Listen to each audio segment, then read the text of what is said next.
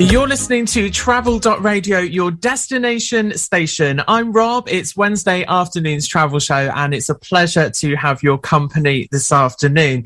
It's also a pleasure to have the company of a very special guest. And my guest today is actually one of the world's most travelled people, and that person is Fred Finn. Now, in 1983, Fred was given a place in the Guinness Book of World Records after it was confirmed that he'd flown more miles than any other person in history. In 2003, again as recorded in the Guinness Book of World Records, Fred had flown a distance of 22,370,000 kilometres and made another record for the most supersonic flights ever made, totaling, wait for it, 714 Atlantic crossings on Concorde. Now, Fred has spent over 52 years travelling the world for business and pleasure. He's visited a whopping 139 countries, and he's flown across the Atlantic more than 2,000 times. He once even flew between London and New York 3 times in the same day. And believe it or not, Fred is not a pilot. It's my absolute pleasure to welcome to the studio Mr. Fred Finn. Fred, good afternoon. How are you? Good afternoon, Rob. Delighted to be with you. It's a real pleasure to have you on the show, Fred. So the burning question on everyone's lips, including mine, is how did you manage to rack up this many air miles? Well, in the days when face-to-face meetings were the only way to do business, and in the days when I had a daytime job, I used to do international law and transfer of technology. Mm-hmm.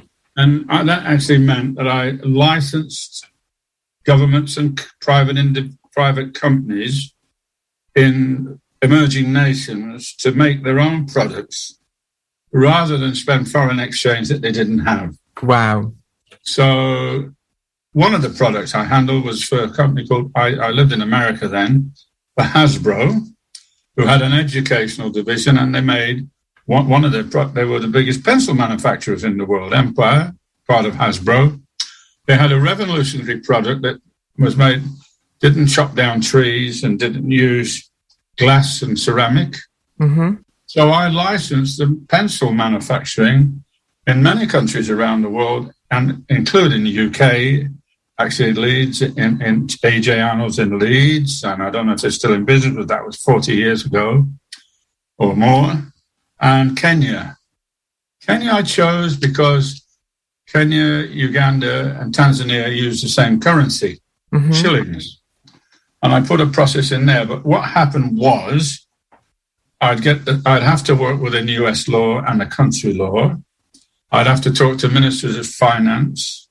I'd have to talk to people about training and bringing them to the United States and visas, local laws. It used to take about 3 years to put one of these together. I see. So I'd be there and I'd leave and go to the next place. Might be Nigeria, and then maybe Rio de Janeiro and so forth. And then I'd get a call, Fred, we can't make it to the next month. You need to come back. And basically, between 1970-something and 1980-something, and even before, I was flying around the world like a Sputnik for 11 months a year. So you were flying extensively and travelling a lot, but you were also sort of giving something back as well, weren't you, by doing something good for the world and getting other countries involved in... I was, yeah. That's really great to hear, Fred. I think that's really, really interesting. So, you know, obviously you've travelled so much. I mean, I thought I'd travelled a lot, but you literally have really outdone me, to be quite honest. What I would like to know is, I mean, like I said, you've travelled a lot on Concorde, and there'll be a lot of listeners who have never had a chance to travel on Concorde. I haven't ever had a chance, and I've always really, really wanted to go on it, to be honest. What was it like flying Concorde? It was amazing. It was fantastic. It was unbelievably good. And it was more than an aeroplane. The first flight I made on it was on May the 25th, 1976. It was the first crossing from Washington Dulles to London. Now, living in the States, I didn't hear and know as much about Concorde as perhaps if I had lived back in the UK. Oh, I see. So at Dulles, they don't have any gates. So the lounge, the boarding lounge actually goes down and drives to the aircraft. Mm-hmm. And I remember looking out and seeing this long, slim shape. They'd already taken our coats and apparently boarded them somehow. I don't know where they went with my coat, but that's what they did. But then I boarded this aircraft. Now, it was tremendously long and slim. But I'm 6'2", and I walked in. I had to duck a bit to get through the front door, but going down the cabin, no problem. And I sat in a seat called 9A, which I sat in then for the next 27 years. So you had the same seat every time you flew on Concorde, is that right? Except the 30% when I flew in the jump seat behind the captain. Because they used to say, Fred, we've sold your seat today, so basically you're going to have to sit on the flight deck. So you were that frequent, you actually managed to fly alongside the captain? Oh, no, not only was that frequent, I used to play cricket for the Concorde cricket team. I used to fill in for the captains at evening lectures at various places. And I was part of the Concorde family. Fantastic. And I still am to this day. It was a very special family that I was part of. And such little things like going into Heathrow, you know, where if a bottle was open, the crew could buy it for 50 pence. I had a briefcase that actually expanded to take 17 bottles. Oh, Fred, I like your style. That sounds great. And we always used to meet at the pub for a drink after, and I would hand over to them what it did, and we'd all have a drink and go on our way. And they would do similar things for me in New York. But I think the reason I didn't know this at the time, but the first time I sat in seat 9A, I realised it's where they started service from the back of the aircraft. Mm-hmm. So it was where I got served first. Now, many times the crew, CSD, would say, well, we've got Fred with us today. And that meant that when I boarded, there was already half a bottle of DP shampoo under the seat in front of me, ready for me to have my first drink. Sounds terrible. It was, but Fred is with us today. This is how it was. And everybody on that fleet knew me as Fred. And when I used to sit up in the cockpit or the flight deck, I was allowed to put the headset on with the speaker so I could talk to the crew. I bet that was an amazing experience, wasn't it? Well, even one more. Going along one day, we were talking to the Concorde coming the other way, and I'm talking to David Leaney, the captain, who they're all good friends of mine, these guys. And I'm talking to 42 miles a minute closing speed, I think it was. I'm talking to Captain David Leaney coming the other way. And I guess not many people have ever done that. Absolutely. But the same captain, I'm staying with him for a weekend once. Saturday night about 10:30, he said, we're going to go to the airport, Fred, are you coming? I said, all right. So we went in, we said, we've got to brake test to Concorde. So he said, you sit in the left-hand seat. And off we went, speeding down the runway 2 or 3 times. He said, well, it's your turn now, off you go. Throttles forward, off you go. He said, how does it fit? I said, oh, fantastic. Yes, she handles rather nicely, doesn't she? So there you are. I took Concorde down the runway as a passenger. Goodness me. I mean, there's not many people in the world that can actually lay claim to that, can they?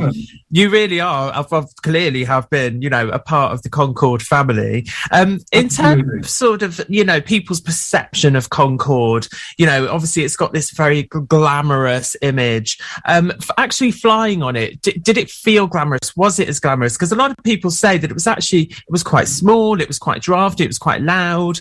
what was sort of your experience of being a passenger on it? Well, I don't agree with you, but you're welcome to your Well, I've never been on it, so I'm taking the mickey out of you a little bit. Yeah, this is just something people have said, so I'm really interested to hear what your experience is. The thing is, people would say the seats are small. Well, the seats were very clever in that they were contoured, and there was enough room for your feet under the seat in front. Now, as I said, I'm 6'2", and plenty of room for me. And yes, and during the flight, everybody got the opportunity to go to the flight deck if they wished, and talk to the captain, have a photograph. It was the way it was done. Yeah, it's quite an unbelievable thing to think about now, isn't it? Because obviously the world has changed massively, especially security-wise. There's always a few that screw up everything, it is. But it was such an experience.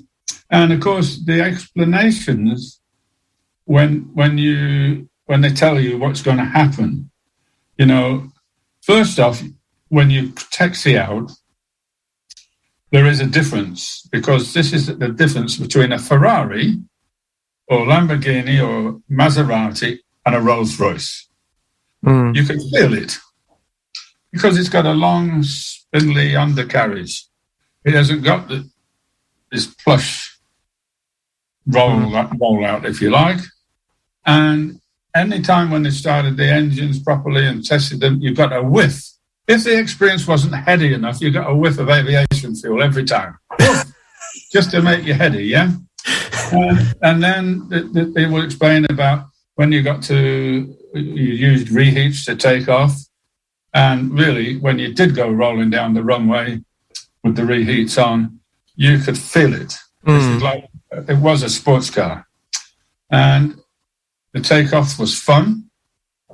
But then they'd switch it off for noise preservation, and it would come back on at about max 7.1, I think it was, something like that. When it sort of when it went supersonic, I'm not sure about the the technical term for it, but did you actually feel that on board, or did it feel exactly the same? Yeah, you didn't feel any bangs or bumps. It never spilled a drop of my champagne. Thank goodness. We don't like to waste champagne, Fred. Oh no, but you could balance a coin, an old-fashioned coin on the table, and it wouldn't fall. It was something like putting, how can I say? When the Queen knights you with the sword, that's about what you would feel on each shoulder as you went supersonic. I mean, you might know what that feels like, Fred, but unfortunately, I've never been knighted with the sword, but I can well imagine what that feels like. It's like something to touch you on each shoulder. And then you are allowed in Concorde free flight from 39,000 to 60,000 feet. Wow. And as you get higher, when you get to 50,000 feet, apparently you're officially classed as an astronaut, but you can see 700 miles around. When you look up, it's vivid indigo, as you're on the edge of space. Concorde doesn't fly at 60,000 feet or 39 or 40. As it burns off fuel, it goes in a cruise climb. But once you pass through this 1.7 Mach, the reheats are turned off, and Concorde is in its element. It flies terrifically well. It's beautiful. You'd be surprised. I passed a 747 and I never realised I flew backwards before. It's just incredible. It's so interesting to hear about your experience, because there's not many people that can say that they've flown on Concorde. It's really a once in a lifetime experience for a lot of people. But you've actually flown 714 times on Concorde, so it's really interesting. It was better after my first flight, because every time I knew what to expect. And usually the captain would be at the door and he'd say, "Well, are you going to fly up front with us, or are you going to sit in the back?" This is what I think you take frequent flyer to the extreme. I absolutely loved the fact that, you know, all the crew knew you were given the opportunity to fly in the flight deck with the captain as well. And like I said, there's not many people that can lay claim to that. It's so interesting. Fred, thank you for telling us about your experience of Concorde. We're going to take a quick break, have some music right now, but we're going to come back. We're going to talk about all the other things that you've done in travel, because you have a really interesting history when it comes to travel. You've done some wonderful things. So stay with us. We're going to have some music right now. Keep listening. This is Travel.Radio, your destination. You're listening to Travel.Radio, your destination station. This is Wednesday afternoon's travel show with me, Rob, and I'm very, very pleased to say that I'm still joined in the studio here by my very special guest this afternoon, Mr. Fred Finn, who is one of the most travelled people in the world. He's made Guinness World Records. He's made the most amounts of transatlantic crossings and Concorde. He really has done it all, and he's got a very interesting and varied CV in the world of travel. So Fred, what I'd like to talk to you about next, thank you for telling us about your experiences of Concorde, really interesting stories, and I know you've got many, many more, so I think we'll have to get you back on the show another time and you can tell us all about them. But I know that, you know, you've nudged shoulders with the likes of Richard Branson. You're the travel editor for Finito magazine, which has featured the likes of Bill Gates, and you've also been a judge for the Airline of the Year Awards and the International Hotel Awards. So what I'd really like to know is what sort of brands you admire and like. So, you know, you've told me that you've flown a lot of different airlines over the years. What are the airlines that you really admire? I think in the old days, before deregulation, which is going back quite a long way, because most of the legacy airlines suffered through deregulation. There's no question about that. I think Pan American World Airways was the pioneer of most of the world's airways routes. Yeah. If it wasn't for Pan Am, there wouldn't have probably been a 747. Absolutely. And they had, to my mind, the best restaurant in the sky ever. In their 747. Tell us about that. I love food. Especially airplane food. They really had the best. 2 tables of 2 and 2 tables of 4 in the bubble. And the crews were trained at the Savoy. The food was actually cooked on board, not reheated. Mm-hmm. And it was like the roast beef. If you took it from one end, it was more well done. If you took it from the other one, you had to stop it jumping off the plate. But it was... They'd come round with the menu at your seat, and about 40 minutes later, they'd say, Mr. Finn, your table's ready. Mostly I was flying alone, so I didn't know who I'd share my table of 2 with, but it was a 3-4 hour dinner or lunch. And what a way to spend it in a little private place of like 12 people. Yeah, absolutely. I mean, quite amazing to have such silver service. Yeah, such an elaborate affair, isn't it? Ever so glamorous. It was, and I think it probably had never been surpassed. I know Emirates does beautiful food and all sorts and so forth, but it's not. This is in the days when 747 started to fly, going back to 70s and 79 or something. I think it is, or 76. I can't quite remember, but I mean, quite an amazing achievement. Yeah, absolutely. So in that day, I like, but I always flew a lot with British Airways, you know. Mm-hmm. But I used to like flying on their aircraft. You know, British aircraft were always beautiful. Yeah. They may not have always been commercial, but they were always beautiful. I flew on the Comet. From the jet age, I flew on the Comet. I flew on the beautiful, beautiful VC-10. The Comet, am I right in thinking the Comet was the first jet engine aircraft? Is that right? Yes, it was. Unfortunately, it had metal fatigue problems because the windows were square. Okay. They crashed. And being the good souls we are in England, we passed all this information over to the friends across the pond. Mm-hmm. And when they were designing the 707, and of course they used it. And the 707 came out, and but basically put Comment out of business. I mean, the 707 was a brilliant aircraft, but but I still say that the VC-10, the Super VC-10, was the most beautiful aircraft, and it was designed for Africa as well, because the big 4 Conway engines on the rear by Rolls-Royce were clear of all the runways. 707s, the outer pods were right over the grass and debris that they used to pick up, and quite different. But yeah, and they just weren't commercial. And what about the best commercial airplane we probably made was the Viscount. I see. So, and what about sort of like today as well? What airline do you love to fly on? What aircraft do you like to fly on now? Because you've clearly flown on so many different aircraft types. I mean, it's quite unbelievable, really. I think you're hitting another Guinness World Record there. 10. I like the 707. I love the 747. I mean, I tell you what, it was an amazing aircraft. It's beautiful.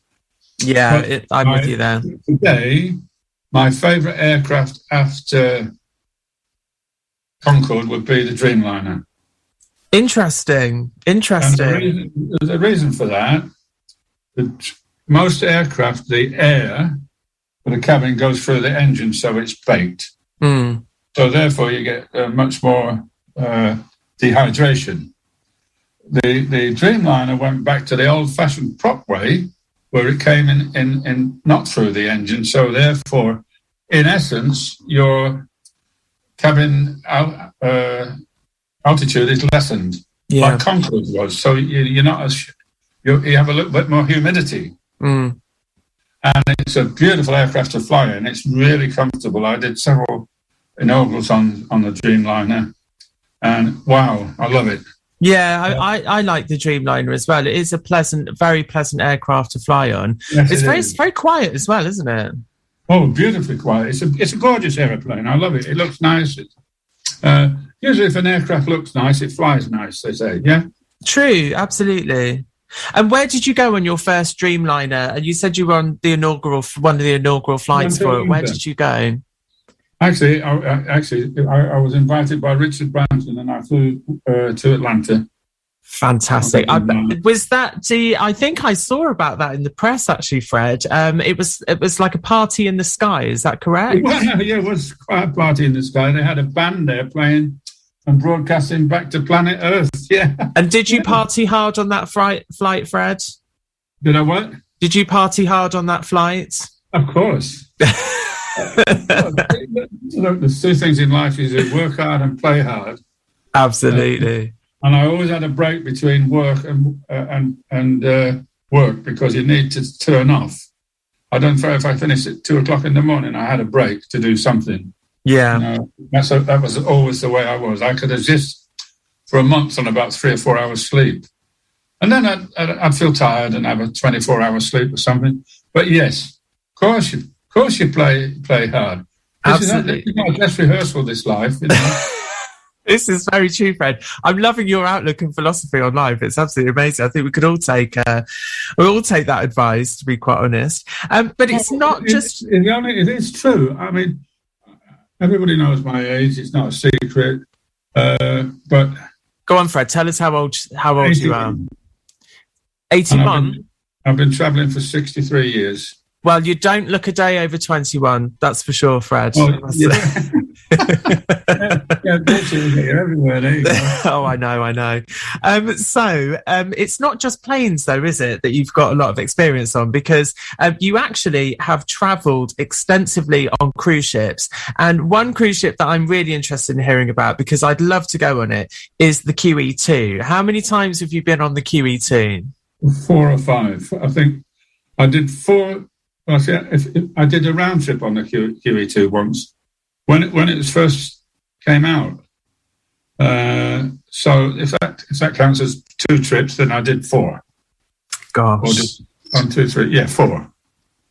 I mean, that's impressive in itself, to be honest. I mean, was that between the UK and New York, or did you go anywhere else on it? I just did the transatlantic. Transatlantic. And for anybody like myself that hasn't been on the QE2 but would really, really like to, I mean, it's sort of like the pinnacle of luxury, isn't it? It looked like a real ship. Yeah, so tell us what your experiences on board the QE2 were like. Was it all glitz and glamour as people expect? Well, I have to tell you a little secret now because I served my time in the merchant service instead of going into the forces, because I wanted to study as well, my law and all the stuff I did, yeah? And it gave me time to do so. And during my time at sea, I flew with a guy called Ron Bolton and another guy, can't quite remember his name. Ron Bolton came out and turned out to be the chief officer of Cunard when I went on it. Oh.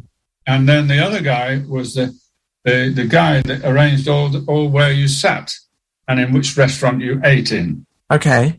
And Fred, well, the Queen's Grill for you, my son. There you are. That's where I say. Now, that wasn't the top first-class restaurant, but it was actually the best restaurant to eat in. How many restaurants were there on the QE2? Oh, quite a lot.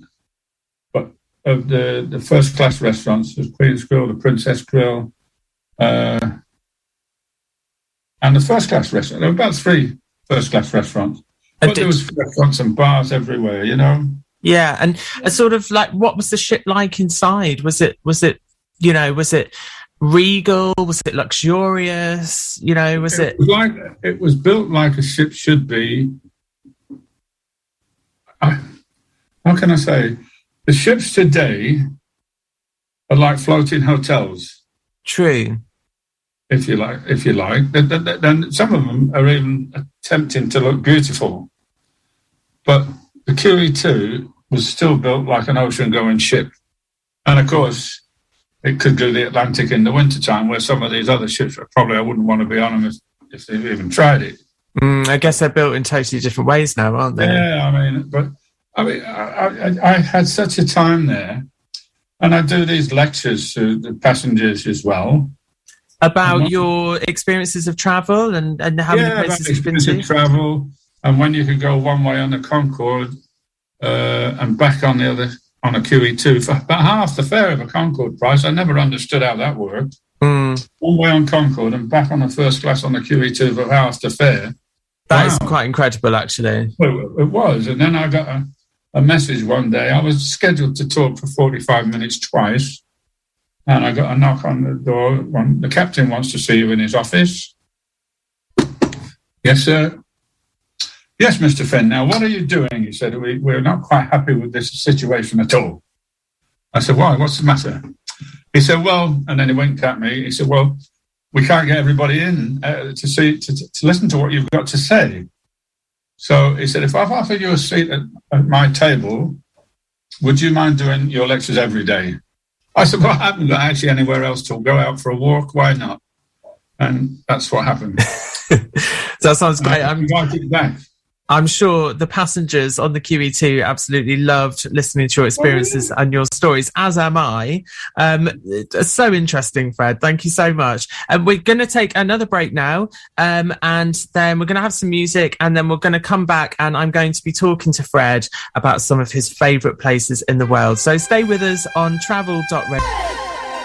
You're listening to Travel.Radio, your destination station. It's Wednesday afternoon. This is the Afternoon Travel Show with me, Rob, and I'm still joined here by my very special guest, Mr. Fred Finn, who is one of the world's most travelled people. He's beaten world records.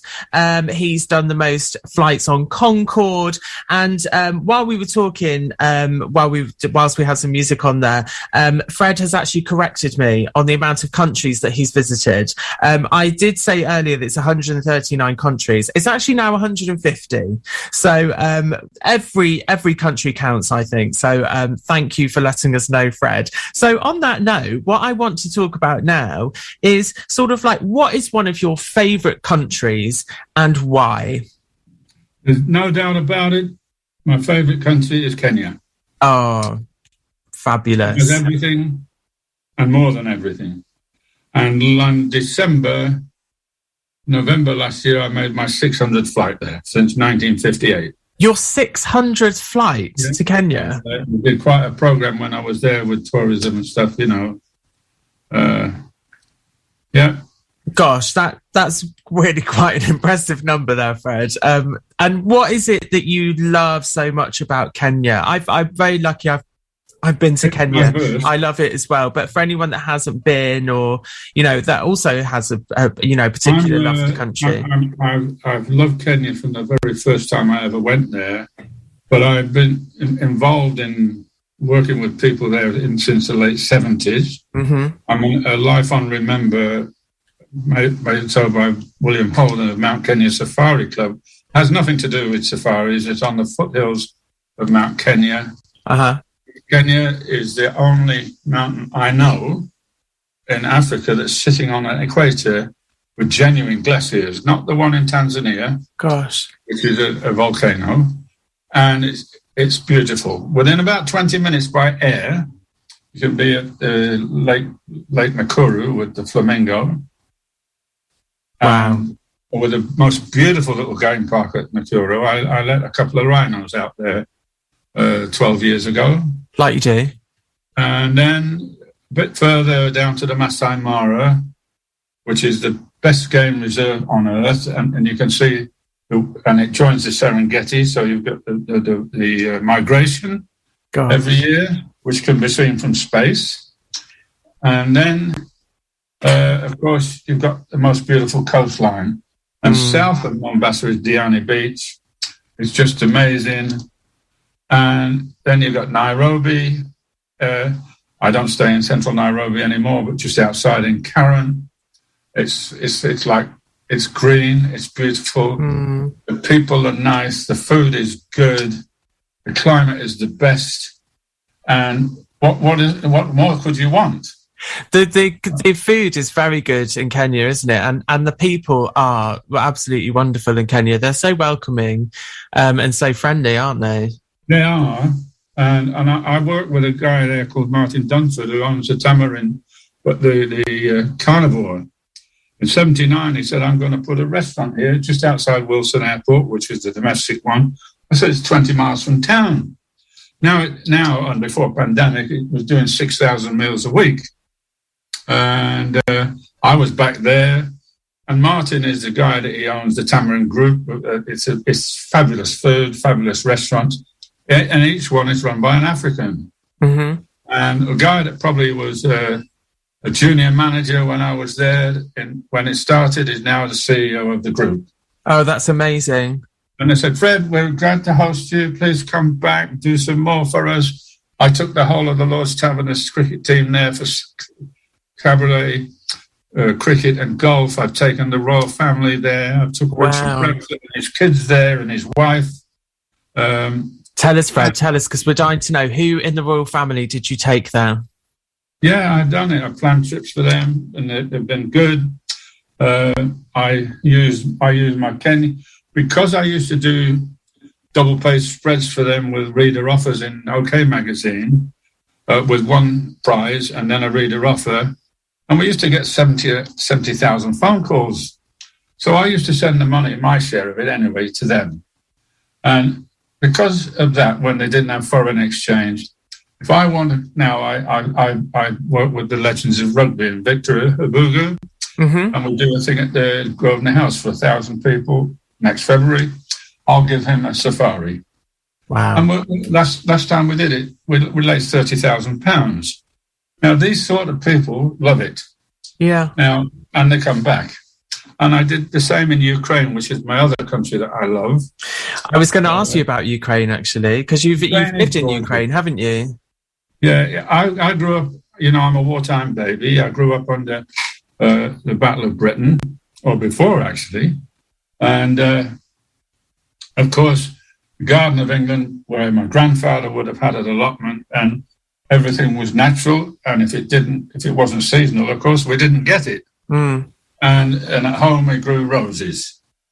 And now I've lived in the Garden State, but now I've lived in Ukraine, which is the Garden of Europe. And it really and truthfully is. Because it's so green and so lush? Green. it's got forests, it's got mountains, it's got lakes, it's got the second largest river in Europe with some white sandy beaches. Wow. People are lovely, the food is natural, and it's good. Summer's hot. It's just an amazing place. So you would recommend Ukraine as a place to go on holiday, a place to go and visit? If you want to know about history, quickly, I'm from Canterbury. People go to Canterbury to see the cathedral. Yeah, absolutely. I belong to a church in Canterbury that's been ongoing running since 593, which makes it 600 years older than the cathedral. But you go to Kiev, it's got lots of cathedrals, all with these golden domes in the morning that are spectacular. Wow. So history is there. And you're definitely selling Ukraine to gorgeous. me. I've just come back on Sunday, and I love it. It's just an amazing. You drive through these fields of wheat, black soil. You can understand why every race in the world has wanted it. Yeah. For the food basket. And of course, they are very clever people technologically. If you go to a call center these days, it's probably in Ukraine if you've got, with a technical problem with your laptop or something. But it's. I did the same there. I supported Burns Night. And we used to raise $200,000 on the night. But as a result of the work I did there, Kenya now has direct flights and Ukraine has direct flights to Kenya. Gosh, it's incredible. And it's so nice to hear that, your legacy is very much about giving back and sort of like feeding local economies and giving back to communities. So that's, it's so nice to hear something positive. That's really great. So final question for you, Fred, before I let you go, because you've been very generous with your time. I feel like we could talk forever, to be quite honest, because you have so many stories, but we'll get you back on the show, that's for sure. Okay. You've been to 150 countries. Is there really anywhere else that you need to tick off on your list? Where is one place that you actually haven't been to that you really want to go to? There's been a few places I haven't been to, but I haven't got a burning desire to go to North Korea. Okay. I'd actually love to go to North Korea. I think it's fascinating.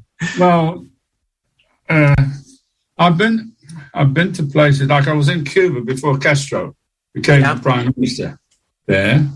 And I've seen what that sort of happens.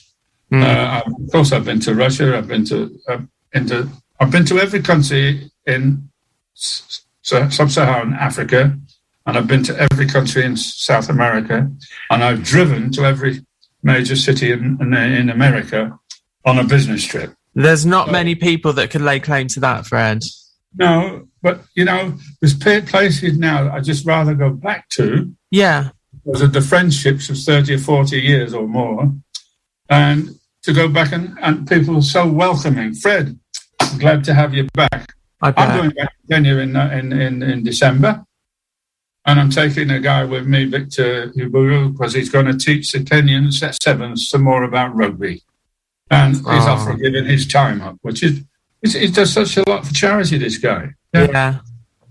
That's amazing, Fred. And I think, one of the beautiful things that I've taken out what you just said is that travel really is all about connections with people, isn't it? And that's what keeps us traveling and what makes us go back to places. So although there aren't necessarily any new destinations coming up for you, it's all about the connections that you've made. And I think that's really lovely and a really nice way to sort of end the interview. And Fred, thank you so very much for your time. I think we'll definitely have to get you back on the show because there's so many more things that we can talk about. Okay, Rob, it's been a real pleasure, my friend. You're a great interview. I've enjoyed it a lot. Oh, Fred, the pleasure has been all mine. You were listening to Travel.Radio, your destination station, and I really hope you enjoyed my interview with Fred Finn, who is one of the world's most travelled people. He's in the Guinness Book of Records. He's made all sorts of amazing, exciting trips. And Fred, if anybody would like to follow you, I know you have a travel magazine that you're the editor of as well. Tell people how they can find out more about you. I'll tell you what, if you go to Google and put my name in, it'll come up with all sorts of stuff. You can find me on WhatsApp. You can find me on Instagram. You can find me most anywhere. Finito World, it's called. Finito World. And that's your travel magazine, isn't it? It's not mine. It's run by a guy, and it's about children, university, people who are being mentored how they find work and guided into do so. Excellent. It's brilliant, actually, for young people. And it's very successful because of that. Yeah. That's brilliant. So there you have it, everybody. So that's how you can follow Fred. Go and have a look at Finito World as well. That sounds really good. Fred, we'll get you back on and we'll talk about that another time because it sounds really interesting. Thank you so much for your time, Fred. Take care of yourself. Right. Take care. You're listening to Travel.Radio, your destination station. Check-in time is 3 p.m, sir. This is Travel.Radio.